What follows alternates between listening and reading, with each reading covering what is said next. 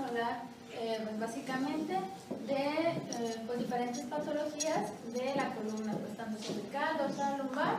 Pero antes de eso vamos a ver pues un poquito de la anatomía, cómo identificar cada vértebra, pues también para saber si encontramos una lesión sospechosa, pues también clarificar topográficamente en dónde se encuentra, ¿verdad? Bueno, en cuanto a generalidades, como bien sabemos, pues la columna tiene dentro de nuestro esqueleto un componente de sustentacular que está compuesta pues por múltiples cuerpos, que pues son los cuerpos vertebrales. En promedio son 33 vértebras.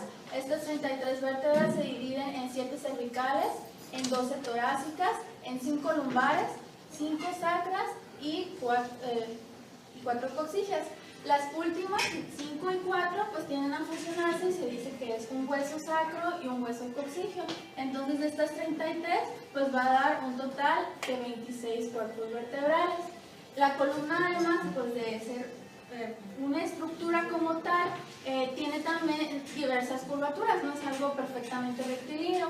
Encontramos dos tipos de curvaturas que pueden ser fisiológicas o patológicas. En cuanto a lo fisiológico, decimos el término lordosis y sifosis. La lordosis viene siendo como una curvatura hacia adentro y la sifosis es una curvatura hacia afuera. Entonces, las primeras curvaturas que tenemos son las sifosis fisiológicas, que están asociadas pues con la curvatura normal cuando el feto se está formando. Se forma la columna vertebral y pues precisamente por su posición vemos esta que toma o que le confiere este tipo de forma. Sin embargo, cuando ya el bebé nace y conforme va avanzando su desarrollo, va adquiriendo las partes que son las lordosis fisiológicas. La primera es cuando el bebé empieza por sí mismo a levantar la cabeza, entonces se hace la lordosis cervical y posteriormente cuando el bebé ya puede estar parado, se hace la lordosis a nivel lumbar. Entonces esto confiere estas 4 curvaturas que ya dijimos, 2 sifosis y 2 lordosis. Como las lordosis son las que se adquieren posteriormente de la misma forma, conforme uno va envejeciendo, se pueden ir perdiendo desde puede ser desde una mala higiene de columna de acuerdo al trabajo que pueda tener la persona, por cambios osteodegenerativos asociados, por ejemplo, a osteoporosis, en fin, muchas causas. Y en cuanto a la forma de las vértebras, para pues, recordar un poquito de nuestras clases de anatomía, pues vemos que si bien no es en sí del todo en cuanto al tamaño, en cuanto a su configuración. Por ejemplo, a nivel cervical, vemos que los cuerpos vertebrales son mínimos, son mucho más pequeños en comparación al dorsal y al lumbar, donde técnicamente el cuerpo vertebral es de mayor tamaño. Vemos que el agujero vertebral es mucho mayor, pues porque aquí pues pasa la médula espinal y conforme va descendiendo el nivel de la vértebra, el agujero se va haciendo más pequeño, como podemos apreciar aquí. Una característica importante de las vértebras cervicales es que las primeras dos tienen una configuración muy especial. La primera, el atlas, que técnicamente pues parece como una donita, un circulito, que es el que permite una adecuada conjunción pues junto con la base del cráneo, y las porciones pues de los cóndilos occipitales, y que técnicamente no tiene tanta movilidad, pero le da cierta estabilidad, mientras que el axis, que es la segunda vértebra cervical, se parece al atlas, pero tiene una especie de diente o apófisis odontoides, como nosotros le mencionamos, que esta es la que le va a ayudar sobre todo a la movilidad de la cabeza, ¿verdad? Hacia adelante y hacia atrás. El resto de las vértebras cervicales pues tienen esta apariencia.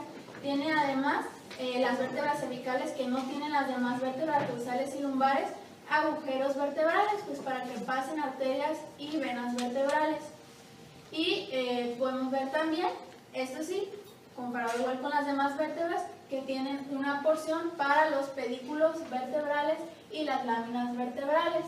Aquí se ve lo que es la parte de la porción transversa, las apófisis transversas, como ven todas tienen. ¿Por qué se llaman transversas? Pues porque están en el lado transversal de la vértebra, una apófisis transversa de cada lado y una apófisis espinosa, que al principio en las primeras vértebras cervicales pueden tener una apariencia bífida, es decir, que se parte como en dos, y ya posteriormente, si se fijan, la apófisis espinosa pues ya es más derechita, es como apariencia de única.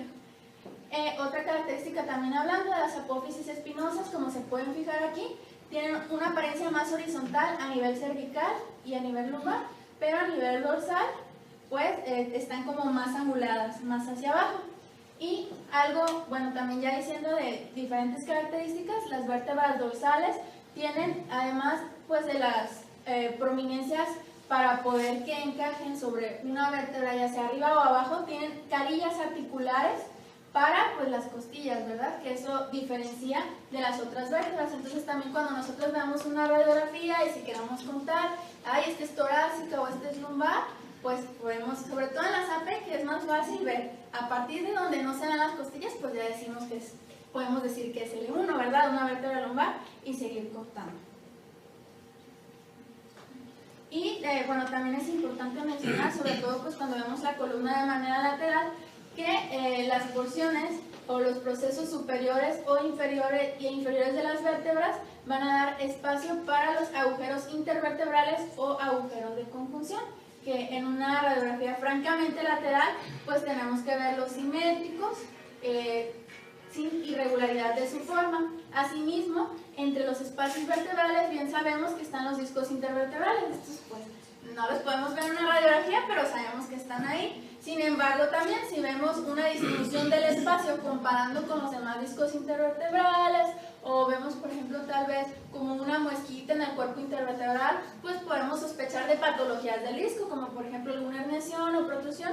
Pero bueno, la radiografía en este caso, que es de lo que vamos a hablar nosotros, pues no sería el estudio ideal para abordarlo, ya sería, por ejemplo, idealmente la resonancia.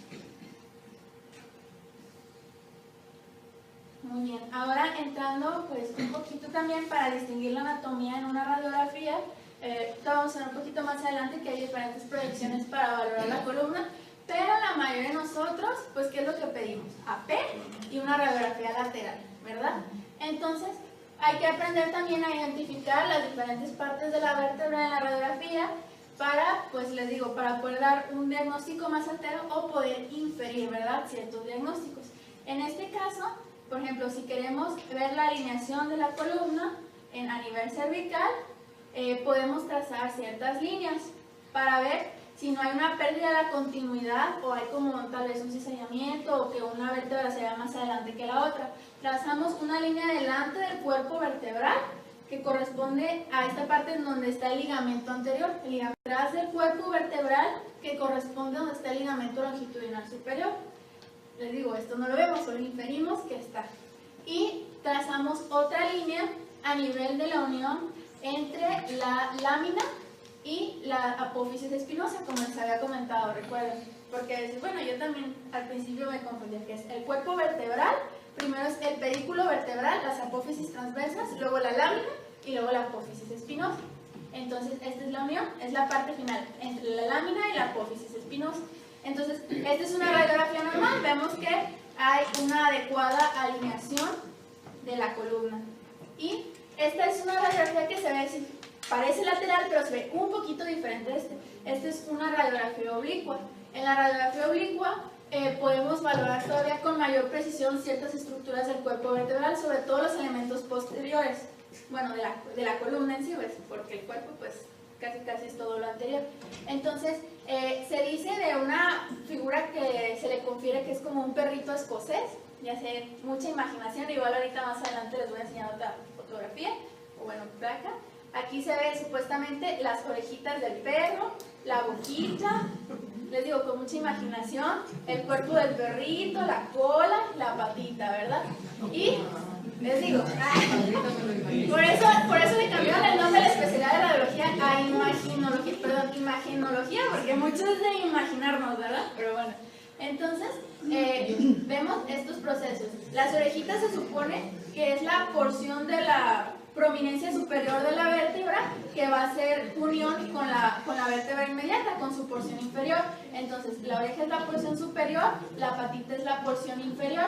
La P, aquí donde dice que es como la boquita, es el pedículo de la vértebra. Y hacia atrás, parte del cuerpo de la colita, son las apófisis espinosas. Este es igual. Aquí se dibuja como otro perrito. Se supone que si se dibuja el perrito en la oblicua es porque está bien, es lo normal ver el perrito. ¿Verdad? Bien, aquí ya con un poquito más de imaginación. Sí, da un caso, ¿verdad? Bueno, ya sé que pues no contamos con estos estudios acá, pero pues era como para ayudarles a seguirse imaginando el perrito, ¿verdad? Esta es pues la foto y esta es una reconstrucción 3D de una vértebra donde les menciono. Aquí igual, la porción superior, la porción inferior que contacta, el pedículo, parte del cuerpo y la parte de la apófisis espinosa, la colita. Y lo que se habla es que cuando hay una disrupción, cuando decapitan al perrito, pobrecito, ya saben que sangrientos, que se vea una pérdida de su continuidad, como vamos a ver en radiografías más adelante, es cuando decimos que pues hay una patología que podemos hablar de espondilolistesis o espondilolisis, que más adelante les comento. Y nada más esta es una tomografía en un corte axial de un cuerpo vertebral, también como para que, igual, el cuerpo de la vértebra, que es esto, ¿verdad? Lo de aquí atrásito, y todo esto es la porción posterior, los elementos posteriores. El pedículo, que quedamos que es esta parte, las apófisis espinosas, transversas, y la apófisis espinosa, que está acá. Las porciones superiores e inferiores para las carillas. Bueno, en cuanto a las proyecciones que podemos tomar en cuenta, les digo, casi siempre nosotros nos salimos de anteroposterior, de la columna, ya sea cervical, dorsal, lumbar y lateral, que está bien, la mayoría de las veces sí podemos hacer diagnóstico solo con eso, pero a veces tenemos dudas, pues estas radiografías no son suficientes, entonces es cuando podemos recurrir a otras. Sobre todo, pues la oblicua, como ya les mencioné, si tenemos alguna duda de que algún elemento posterior de la vértebra se haya visto comprometido. Y bueno, estas también pues son poco comunes, pero se me hizo interesante mencionárselas, las proyecciones transorales y dinámicas. Las transorales es cuando nosotros sospechamos una radiografía, de una patología a nivel cervical, pero pues si se fijan en las radiografías laterales, si me puedo regresar, aquí tenía una, para valorar el axis y el atlas, las primeras dos vértebras cervicales, pues casi está en chino, ¿no? Verla así solo en una lateral y una anteroposterior, pues la base del cráneo se solapa, se transpone con las demás estructuras y pues nos podemos confundir. Y aún así a veces solo la transoral pues puede no ser suficiente, vamos a tener dudas, muchos nos vamos a guiar por la clínica, ¿verdad? Entonces, esta es una radiografía transoral en la que pues obviamente la mayoría de estos pacientes sospechamos un accidente automovilístico, así de alto impacto. Entonces, si vemos que tiene el paciente dolor, no sé, quimosis, no puede mover la cabeza, tiene incluso deterioro neurológico, algo que podemos hacer al paciente completamente acostado, se le pide que abra la boca lo más que pueda y pues alcanzamos a ver parte de las estructuras anatómicas. Estos, les digo con un poquito de imaginación, son partes del cuerpo del atlas en su porción anterior. Esto que se alcanza a ver aquí, esta es la apófisis espinosa, la que parece como bífida, les mencionaba. Y esta es la apófisis odontoides del axis, ¿verdad? Entonces, les digo un poquito de imaginación. El diente del axis y esto es parte del atlas. Esa es una radiografía normal. Y también podemos tener proyecciones dinámicas, que las dinámicas se piden en flexión completa, lo que puede el paciente tolerar, y extensión.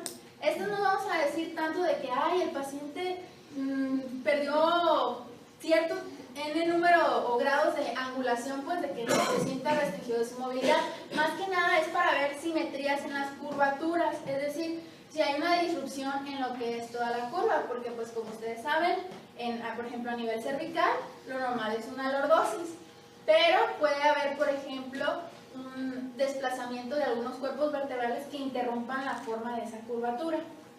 Entonces, nosotros para valorar flexión y extensión, así como lo vemos, tenemos al paciente en lateral y pedimos que flexione lo más que pueda y que extienda lo más que pueda.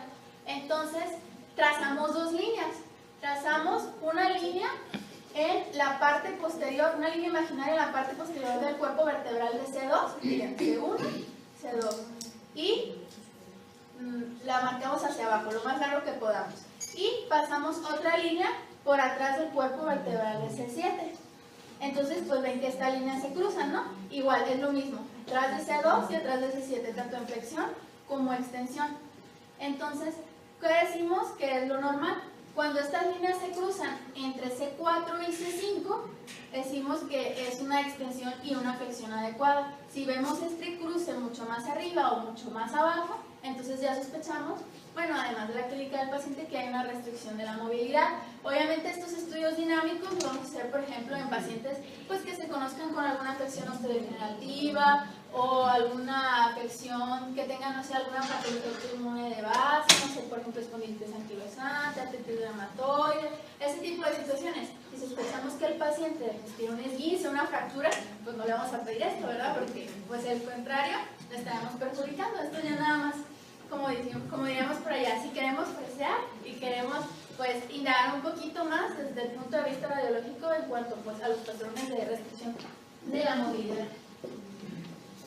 Y aquí podemos también, lo que les comentaba, en este caso al paciente se le pidió que hiciera la mayor flexión que pudiera y la mayor extensión, y si se fijan en la flexión, pues técnicamente las líneas no se cruzan, lo que les dije, atrás de C2 y atrás de C7, entonces obviamente está alterado, y aquí el cruce de las líneas es mucho más arriba, que también les digo, habla de restricción de la movilidad. En este caso también podemos ver una discreta anterolistesis de un cuerpo vertebral respecto al otro, que también pues nos habla de que hay una alteración pues en la curva fisiológica, ¿verdad? Incluso persiste en la extensión. Es incluso normal que pueda haber una discreta anterorretrolistesis de los cuerpos vertebrales en flexión, pero no en extensión. Entonces, este pues está en las dos, ¿verdad? Entonces, es algo patológico. También, alguna otra cosa que pues nos llama la atención es trazar diferentes líneas, tanto en flexión como en extensión. Trazamos una línea por arriba del cuerpo vertebral, primero bueno, aquí están como dos colorcitos, no sé si se alcanzan a ver el azul y el blanco. Entonces se traspola la del cuerpo en su línea, en su parte superior y en su parte inferior, en flexión y extensión. Lo ideal es que estas líneas se conjunten en la parte posterior cuando el cuerpo está extendido y en la parte anterior cuando está en flexión. Eso nos habla también indirectamente después de que hay una restricción de la movilidad. Y se fijan, en la parte posterior aparentemente algunas líneas se cruzan, pero en la flexión no se cruzan en forma anterior. Pero bueno, eso es como, les digo,